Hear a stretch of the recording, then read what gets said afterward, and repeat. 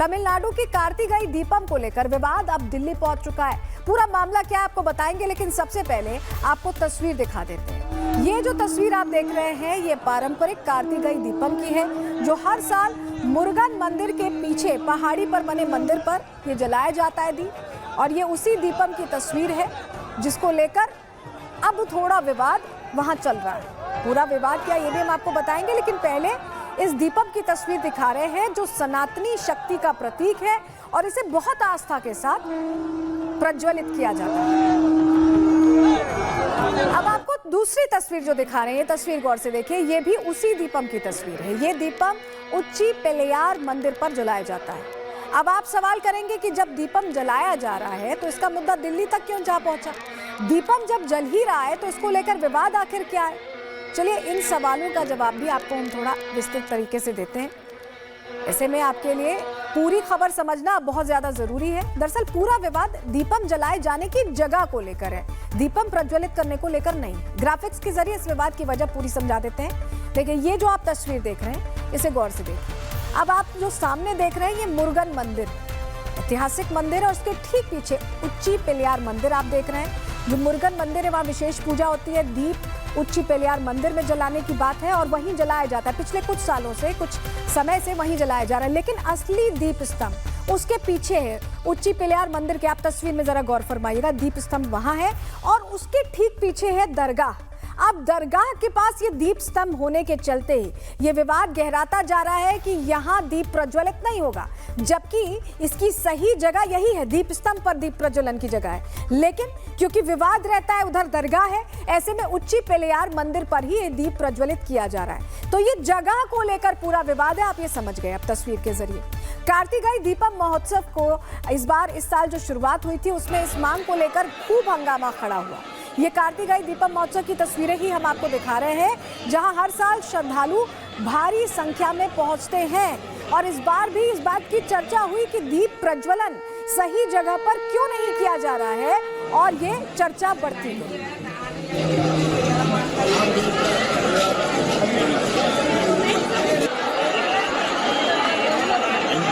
तो देखा आपने कितने श्रद्धालु पहुंचते हैं इस महोत्सव में। लोग दीपम के लिए मिट्टी के दिए लेकर पहुंचते हैं, दीप जलाते हैं। इनको उम्मीद थी कि इस बार ये सभी लोग दीपम को उसकी सही जगह पर प्रज्वलित कर पाएंगे, लेकिन तमिलनाडु की सियासत ने ऐसा होने नहीं दिया।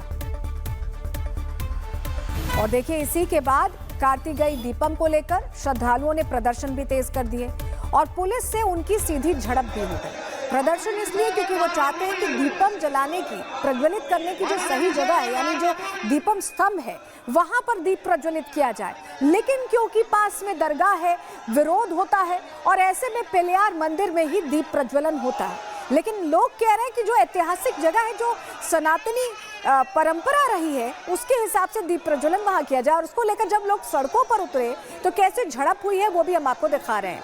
अब कार्तिकेय दीपम को लेकर पूरा विवाद क्या है, ग्राफिक्स के जरिए इस पर आपको पूरा मामला जरा और डिटेल में समझा देते हैं। मदुरई के पास स्थित है अरुलमिगु सुब्रमण्यम स्वामी मंदिर। थिरुरप्पन कुंद्रम पहाड़ी पर मौजूद है ये मंदिर, हमने आपको तस्वीर भी दिखाई। और तमिलनाडु का सबसे प्राचीन और महत्वपूर्ण मुरुगन मंदिर इसे माना जाता है। यही भगवान मुरुगन ने असुर सूर्यपद्म का वध किया था और इसी स्थान पर शिवजी ने मुरुगन का विवाह देवसेना से, यानी इंद्र जी की बेटी से करवाया था। 6वीं से लेकर 8वीं शताब्दी में पांड्य राजाओं द्वारा इसे बनवाया गया। पूरा मंदिर एक विशाल चट्टान को काट कर बनाया गया रॉक कट मंदिर है, जिसकी तस्वीर हमने आपको दिखाई, कैसे पहाड़ी पर स्थित है। वास्तुकला की दृष्टि से भी देखा जाए तो अनोखा है, अद्भुत मंदिर है। कार्तिकेय दीपम उत्सव के दौरान दीप प्रज्वलन का यहाँ पर एक तो परंपरा रही है और इसी पर विवाद अब छिड़ गया है। जो पारंपरिक स्थान है, जो अभी कुछ समय से जहाँ पर प्रज्वलित किया जा रहा है, वो है उच्ची पेलेयार मंदिर, उसके पास किया जा रहा है। विवादास्पद स्थान, जो असली स्थान है जिसको लेकर विवाद चल रहा है, वो है पहाड़ी का शिखर दीपथून खंबा, जिसकी तस्वीर हमने आपको दिखाई। हिंदू संगठनों की ये मांग है कि दीपथून पर ही दीप जलाया जाए, यानी वो जो दीप स्तंभ बना हुआ है वहां पर, वहीं पर दीप का प्रज्वलन हो। तमिलनाडु सरकार इसका विरोध कर रही है, कह रही है कि दरगाह समिति की आपत्ति है, इसीलिए प्रतिबंध लगाना जरूरी है। सांप्रदायिक सद्भाव बनाए रखने के लिए ये जरूरी है, ये कहा जा रहा है सरकार की तरफ से। लेकिन कोर्ट का आदेश इस मामले में क्या आया, ये भी आपके लिए जानना जरूरी है। मद्रास हाईकोर्ट ने 1 दिसंबर को दीप स्तंभ पर ही दीप प्रज्वलन की अनुमति दे दी थी। यानी जो सही जगह है वहां पर इसकी इजाजत कोर्ट की तरफ से दे दी गई, लेकिन पुलिस ने इसके बावजूद, कोर्ट से इजाजत मिलने के बावजूद रोका। 3 दिसंबर को झड़पें शुरू हुई, गिरफ्तारियां हुई और अब ये मामला बहुत बढ़ गया है। अब जिस कोर्ट के जज ने दीपम जलाने को लेकर आदेश दिया था, विपक्ष उसी जज के पीछे पड़ गया, उसके खिलाफ महाभियोग लाने की तैयारी में जुट गया है और इसको लेकर विपक्षी नेताओं ने एक हस्ताक्षर वाला नोटिस भी दिया है। यानी फैसला उनके मन का नहीं आया, इसलिए वो उनके ईगो को लग गई और ये वजह है कि महाभियोग लाने की बात हो गई। और इस पूरे विवाद को लेकर अब संघ प्रमुख मोहन भागवत का भी कहना है कि दक्षिण के हिंदुओं को भी जागना होगा और धर्म ध्वजा उठानी होगी। मैं समझता हूं कि तमिलनाडु में हिंदुओं का जागना ही मनचाहे परिणाम के लिए काफी है, लेकिन अगर फिर भी इसकी आवश्यकता पड़ी तो तमिलनाडु में भी हिंदू संगठन काम कर रहे हैं। वे हमें बताएंगे, फिर हम इस बारे में सोचेंगे। एक बात पक्की है कि ये मामला हिंदुओं के पक्ष में ही सुलझेगा। देखिए, अब एक तरफ दीपम के साथ मोहन भागवत का खड़ा होना, कोर्ट का साथ आना और इस पूरे मुद्दे का दिल्ली तक पहुंचना बड़े सवाल खड़े करता है कि क्या दक्षिण भारत में भी अयोध्या की आंधी पहुंचने वाली है। रिपोर्ट देखिए।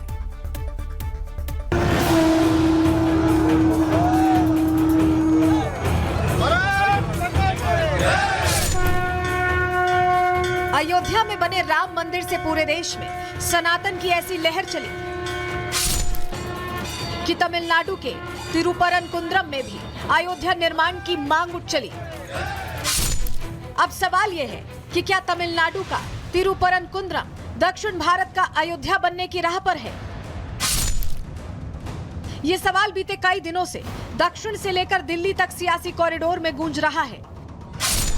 दरअसल मामला महज एक पहाड़ी पर दीप जलाने का नहीं, बल्कि ये जुडिशरी, धार्मिक आस्था और तमिलनाडु की द्रविड़ राजनीति के बीच एक बड़े टकराव की शुरुआत है।